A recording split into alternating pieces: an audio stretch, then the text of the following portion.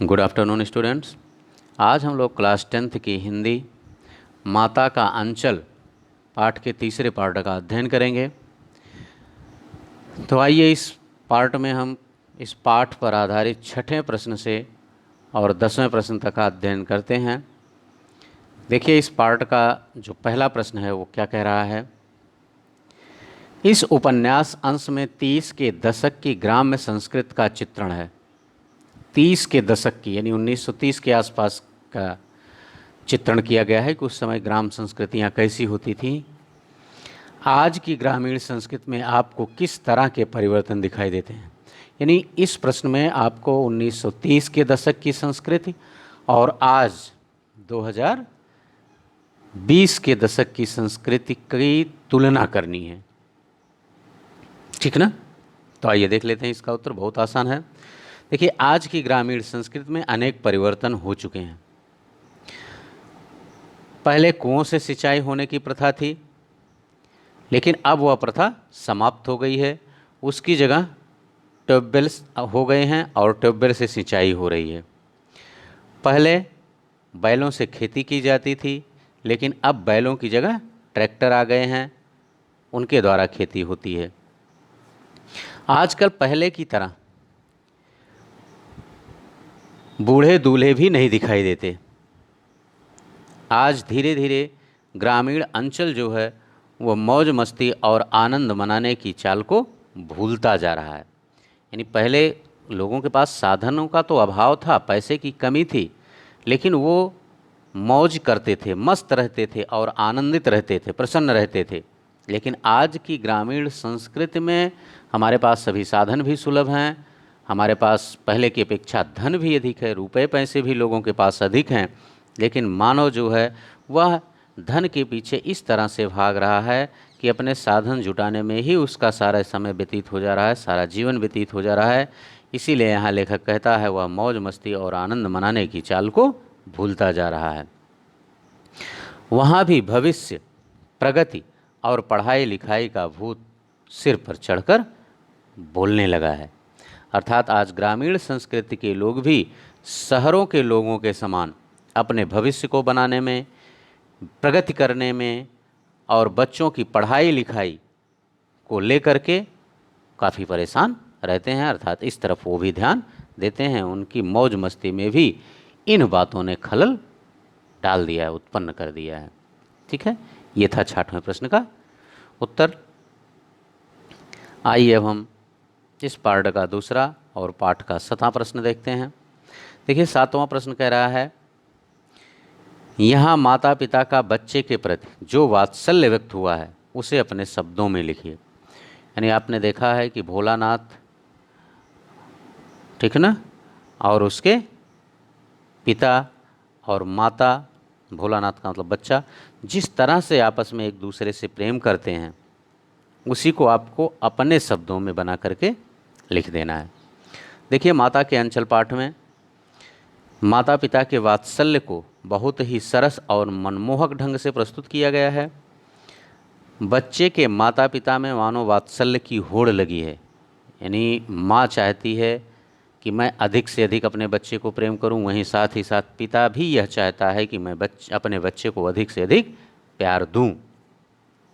बच्चे के पिता अपने बच्चे से माँ जैसा प्यार करते हैं, क्योंकि देखा होगा कि बच्चा केवल खाना खाने के लिए माँ के पास जाता है, बाकी पूरा समय अपने पिता के साथ ही रहता है। देखिए वो कैसा कैसा कार्य करते हैं वो बच्चे, पिता अपने बच्चे के साथ। वो अपने बच्चे को अपने साथ सुलाते हैं, जगाते हैं, नहलाते धुलाते हैं, खाना भी खिलाते हैं। क्योंकि आपने कहानी में पढ़ा है कि पहले पिता ही खाना खिलाते हैं, बाद में माँ कहती है कि आप लोग छोटा छोटा कवल खिला करके जो है वो बच्चे को भूखा ही रखते हैं। क्योंकि कहती है ना, एक वाक्य आया है उसमें कि मर्दुए क्या जाने बच्चों को खिलाना, ठीक है ना। तो वह पिता जो है खाना भी खिलाता है। उन्हें यह सब करने में भी बहुत आनंद आता है, क्योंकि वे कभी अपने बच्चे को डांटते फटकारते नहीं हैं। वे ठीक उसी तरह से जैसे माँ यशोदा अपने बच्चे कृष्ण से प्रेम करती थी और उसकी क्रीड़ा में यानी हर कार्य में आनंद लेती थी, ठीक उसी तरह से भोलानाथ के पिता भी उसके एक एक खेल को मानो भगवान भोलानाथ की लीला मानकर उसके साथ रहते हैं। क्योंकि आप देखा होगा आपने पाठ में सारांश में कि कई जगह जैसे भोला जब खाना बनाता है, भंडारा करते हैं बच्चे, जिसमें बालू की चीनी और धूल की रोटी आदि बनाते हैं, तो वहाँ भी उसके पिता पहुँच जाते हैं और जब वो खाना खाने के लिए पांत में बैठते हैं तो सारे बच्चे हंस करके भाग जाते हैं और वो कहते हैं कि भोलानाथ फिर भंडारा कब होगा, भोजन कब मिलेगा। ठीक है ना। तो इसीलिए वो उसको भगवान भोलानाथ की लीला मानकर उनके साथ रहते हैं। इसलिए वे हंसकर पूछते हैं कि भोज कब होगा भोलानाथ, इस साल की खेती कैसी रही भोलानाथ। ठीक ना। इस तरह से इससे स्पष्ट होता है कि उसके पिता हमेशा उसके साथ खेलते हैं।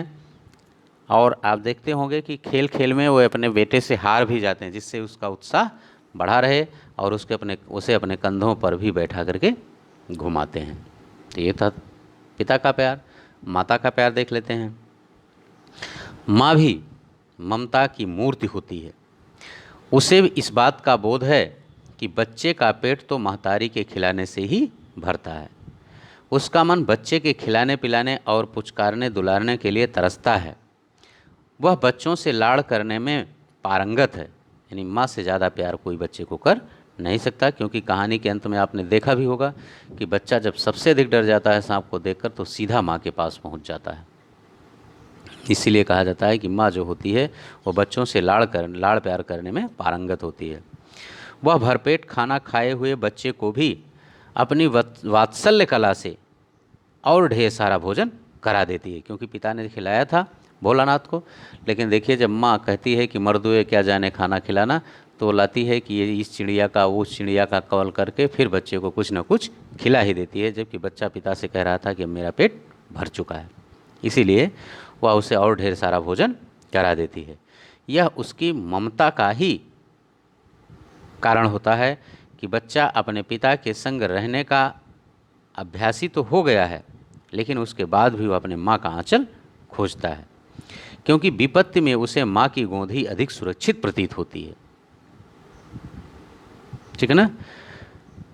बच्चे को डर के मारे कांपता देखकर माँ रोने लगती है और उसकी यह सजल ममता ही पाठकों को भी प्रभावित कर देती है। ठीक ना। तो यहाँ माता पिता का बच्चे के प्रति जो वात्सल्य व्यक्त हुआ है यही है। ठीक। तो उम्मीद करते हैं कि इसका उत्तर भी आपकी समझ में आ गया होगा। इन प्रश्नों का उत्तर देखने के लिए, जानने के लिए वीडियो को पूरा देखें। वीडियो को आपने इस चैनल को अब तक सब्सक्राइब नहीं किया है तो इस चैनल को सब्सक्राइब कर लें, बेल आइकन दबा दें, जिससे कि नया वीडियो आपके सिलेबस से संबंधित अपलोड किया जाए तो उसका नोटिफिकेशन आपके पास पहुंचता रहे। और इस वीडियो को अभी तक आपने लाइक और शेयर नहीं किया है तो इसे अधिक से अधिक लाइक और शेयर ज़रूर करें, जिससे आपके दोस्त भी इसका पूरा लाभ ले सकें। आइए अब हम देखते हैं पाठ का 8वां और इस पाठ का तीसरा प्रश्न। माता का अंचल शीर्षक की उपयुक्तता बताते हुए कोई अन्य शीर्षक दीजिए। देखिए, माता का अंचल शीर्षक की उपयुक्तता का मतलब है कि यह शीर्षक कितना उपयुक्त है। ठीक है ना। और इसके अतिरिक्त आप अगर चाहें या कोई और अन्य नाम देना चाहें तो क्या नाम देना चाहेंगे आप, यानी और इस पाठ के क्या क्या नाम हो सकते हैं। ठीक है ना। तो हम देख लेते हैं कि इस पाठ की उपयुक्तता। देखिए, इस शीर्षक की जो उपयुक्तता है वो कुछ मानों में देखें तो हम उचित नहीं है, क्योंकि पाठ का नाम है माता का अंचल, जबकि जो पाठ में वर्णन हुआ है वह बच्चे के पिता के साथ लगाव का वर्णन हुआ है, बच्चों की बाल क्रीड़ा का वर्णन किया गया है। ठीक ना। और माँ की वत्सलता का वर्णन किया गया है, क्योंकि माँ भोजन कराती है, माँ नहलाने के बाद पिताजी नहला देते हैं तो माँ तेल और टीका लगाती है। ठीक ना। सारांश में आपने देखा होगा कहानी में। तो ये मुख्य रूप से इसमें 3 चीज़ों का वर्णन होता है। बच्चा अपने पिता के साथ किस तरह लगाव रखता है, देखते होंगे कि मछली को जब चारा खिलाने पिताजी जाते हैं तो उनके साथ जाता है, कंधे पे बैठा कर घुमाते हैं, बच्चे के हर प्रकार के खेल में सम्मिलित होते हैं, उसे भोजन कराते हैं, नहलाते हैं, धुलाते हैं, ठीक है ना। बच्चे विभिन्न प्रकार की क्रीड़ा करते हैं, 600 क्रीड़ाएँ उनकी जो होती हैं। हाँ, रहरी में रहरी हमार रहरी, डोला के कनिया हमार मेहरी, ये लाइन वहाँ डोले से अगर कोई महिला नई दुल्हन जाती है तो उसको देख करके ये लोग कहते हैं, ठीक है ना। इस तरह के बच्चे तमाम खेल खेलते रहते हैं, पिता भी उनके साथ रहता है, और माँ की वत्सलता का भी अंत में वर्णन है, ठीक है ना। अब माँ की वत्सलता का वर्णन है तो अगर हम देखें तो लास्ट में चूंकि जब बच्चा सांप देख करके भाग के आता है तो सीधा माँ के आंचल में, माँ की गोदी में जा करके छुप जाता है। तो केवल इसमें माँ की वात्सलता का वर्णन किया गया है, इसलिए यह शीर्षक जो है वो एकांगी या अधूरा सा लगता है, ठीक है ना। फिर भी उपयुक्त है लेकिन थोड़ा सा अधूरा है। और इसके जो अन्य शीर्षक हो सकते हैं वो हो सकता है जैसे मेरा बचपन, ठीक है ना, ये शीर्षक भी हम इसको दे सकते हैं, मेरा बचपन या मेरा 600, इस तरह का शीर्षक हम इसको दे सकते हैं। तो आइए अब हम देखते हैं इस पार्ट का चौथा और पाठ का 9वां प्रश्न। बच्चे माता पिता के प्रति अपने प्रेम को कैसे अभिव्यक्त करते हैं। यानी बच्चा जिस तरह से माता पिता अपने बच्चों से प्रेम करते हैं उसी तरह बच्चे भी अपने माता पिता से प्रेम करते हैं, तो वो किस तरह से बच्चों के प्रति अपने प्रेम को व्यक्त करते हैं उसे हमें बताना है। देखिए, बच्चे माता पिता के प्रति अपने प्रेम को उनके साथ रहकर, उनकी सिखाई हुई बातों में रुचि लेकर, उनके साथ खेल करके, उन्हें चूम कर, उनकी गोद या कंधे पर बैठकर व्यक्त करते हैं, ठीक है ना। उम्मीद है कि ये उत्तर भी आपकी समझ में आ गया होगा, आपको कोई प्रॉब्लम नहीं होनी चाहिए। आइए अब हम इस पाठ का अंतिम और इस पाठ का भी अंतिम प्रश्न देखते हैं। इस पाठ में बच्चों की जो दुनिया रची गई है वह आपके बचपन की दुनिया से किस तरह भिन्न है। यानी यहाँ आपके अपने बचपन और उस 30 के दशक के बचपन की जो दुनिया इसमें दिखाई गई है पाठ में माता के अंचल में, उसमें दोनों में आपको तुलना करनी है। तो आइए हम थोड़ा सा देख लेते हैं। देखिए, हमारा बचपन और इस पाठ में वर्णित लेखक का बचपन पूरी तरह भिन्न है।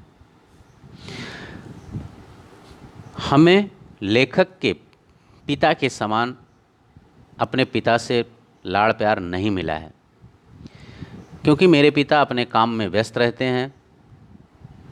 वे प्रायः रात को थक कर ऑफिस से आते हैं और आते ही खा पी करके सो जाते हैं।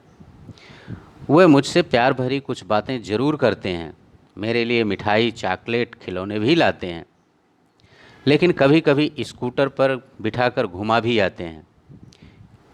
लेकिन मेरे हिसाब से वे मेरे खेलों में उस तरह रुचि नहीं लेते जिस तरह भोलानाथ के पिता उनके खेलों में रुचि लेते हैं। उस समय के बच्चे नंग धड़ंग घूमते रहते थे, आज हमारे माता पिता हमें नंग धड़ंग घूमने नहीं देते हैं। उन्हें मानो मुझे कपड़े से ढकने की शौक लगी हुई है। मुझे बचपन में ऐसे एप्पल और सी फॉर कैट रटाया गया है। हर किसी व्यक्ति से नमस्ते करने सिखाई गई है। 2.5 साल की उम्र होते होते मुझे स्कूल भेजने का प्रबंध किया गया और 3 साल तक होते होते मेरे जीवन से मस्ती पूरी तरह से गायब हो गई है, क्योंकि मुझे मेरी मैडम, स्कूल ड्रेस और स्कूल की काम की चिंता सताने लगती है।